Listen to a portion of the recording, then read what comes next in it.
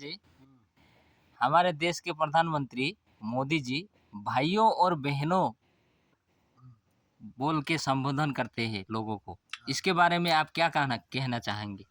देखिए उनका हर भाषण का शुरुआत कभी भी आप सोशल मीडिया में सुने होंगे, है हाँ, हाँ। ना? हाँ, उनका हर भाषण भाइयों और बहनों से ही शुरू होता है। भाइयों और बहनों ये टैग लाइन बन चुके हैं, हुँ, पंच लाइन बन चुके हैं। इसके बगैर वो भाषण का शुरुआत ही नहीं कर सकते। हाँ। और और भाइयों और बहनों से तो शुरुआत करता है, लेकिन वही भाइयों और बहनों देश में सुरक्षित नहीं है। वो कैसे?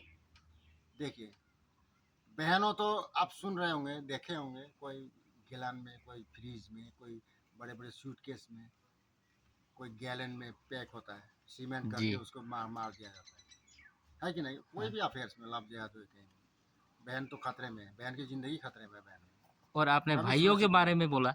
और भाइयों तो जैसे अनएम्प्लॉयमेंट प्रॉब्लम, बेरोजगारी, हाँ, बेरोजगारी के बारे में तो वो कभी चर्चा करते ही नहीं। हाँ, अब पढ़े लिखे को समोसा के ठेले लगाने में, सब फास्ट फूड, चाउमीन, बर्गर का बिजनेस में सड़कों पर ठेल दिया। वो जो हाँ, 70-80 साल के पहले के बुजुर्ग कहा करते थे, बेटे पढ़ा लिखा करो, पढ़ लिख कर बड़े आदमी बनो, हुँ, लेकिन अभी जिंदगी फ्लैशबैक में आ चुका है। हुँ, देखिए, जिंदगी फ्लैशबैक में आ चुका है। अभी मोदी का आइडियोलॉजी क्या है? देखो, आत्मनिर्भर बनो, हुँ। कुछ भी करो, अपना सेल्फ बिजनेस। हाँ, हाँ, हाँ। चाय पकौड़े समोसे में बच्चे लोगों को इनकरेज कर रहा है। क्या कर रहा है मोदी जी? बड़े पुरखे सारे 2-3 पैसे बचा करके खेती किसान करके बच्चे को बड़े बड़े अफसर बनाना चाहते थे। अभी मोदी का आइडियोलॉजी फ्लैशबैक में आके उनको दोबारा उसी दलदल में धकेलना चाहता है, जो बुजुर्ग को कभी कल्पना भी नहीं किए थे। यार, मेरा बेटा चाय बेचेगा सड़कों पर, और कभी-कभी उनको सुना जाता तो है। बात खत्म नहीं हुआ। तो बहनों की जिंदगी तो खतरे में है लव जिहाद में। जी। तो भाइयों की जिंदगी अनएम्प्लॉयमेंट प्रॉब्लम, स्ट्रेस, हाँ, टेंशन, हाँ। परिवार का बोझ, बहनों को पढ़ाना, माँ बाप को पालना, बड़ा हो चुका है और नौकरी ढूंढते ढूंढते बूढ़ा हो चुका है। जी। स्ट्रेस,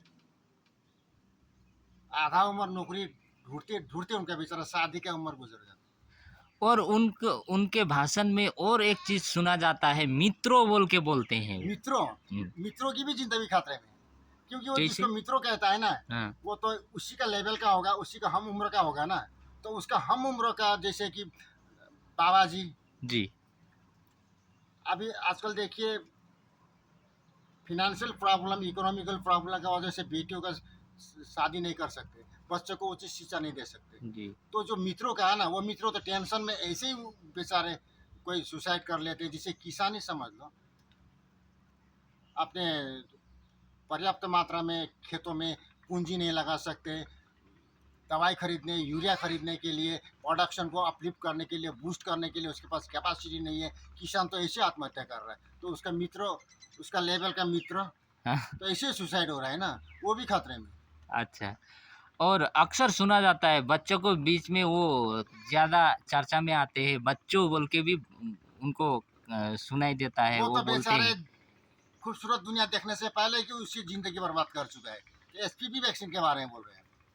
अ, कितने बच्चों को तो कोरोना वैक्सीन लगा चुका है ना। जी। अभी जो बचा हुआ है बेचारे, उनको एसपीवी वैक्सीन का गूगल में नया नाम आया है, कल मैंने पढ़ा था। जी। तो किसी ने इंटरव्यू लिया था एक डॉक्टर का, दुनिया में सबसे खतरनाक वायरस कौन सा है, कौन सा इंजेक्शन है?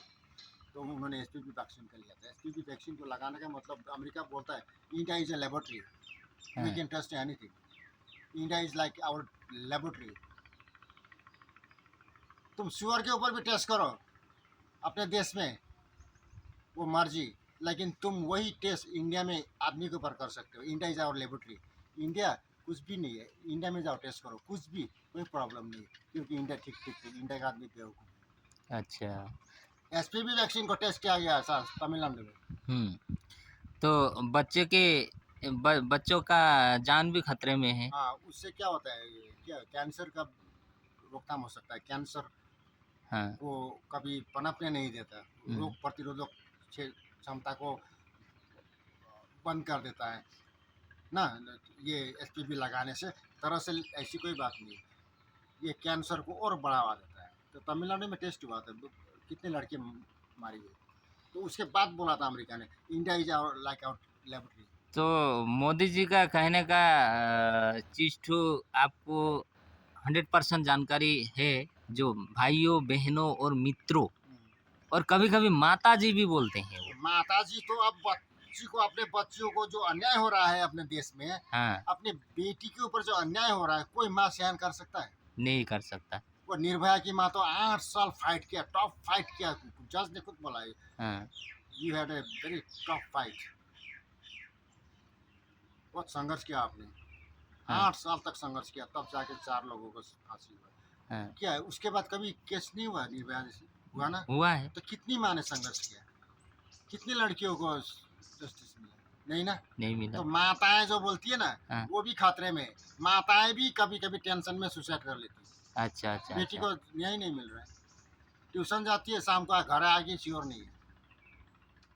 हुँ, तो और मोदी जी जिसका भी नाम लेता है ना, सोचो खतरे में। है ना?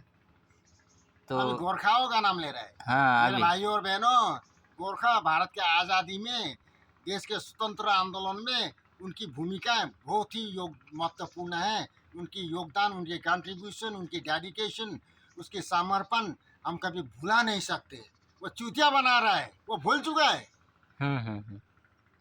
गोरखाओं के प्रति कुछ उनका भी नहीं कोई है, ये एक मैनिफेस्टो है वोट पाने का, कि इस बार। अच्छा, पहले मुझे वोट दो, हाँ, मैं तुझे गोरखालैंड दूँगा। पहले गोरखा के पहले क्या था, उन लोग का वोट बैंक? हाँ, लेबर, लेबर, जनजाति, अनुसूचित जाति, क्या बगान का जो आदिवासी। चाय जनगोष्ठी लोगों, उनका हाँ, सबसे बड़ा वोट बैंक था। क्योंकि हाँ, उन लोगों को बुद्धि आ चुका है हाँ, ना। हाँ, वो लोग अभी पलट गए ना, हाँ, तो नेक्स्ट टारगेट हम लोग, सॉफ्ट टारगेट गोरखा।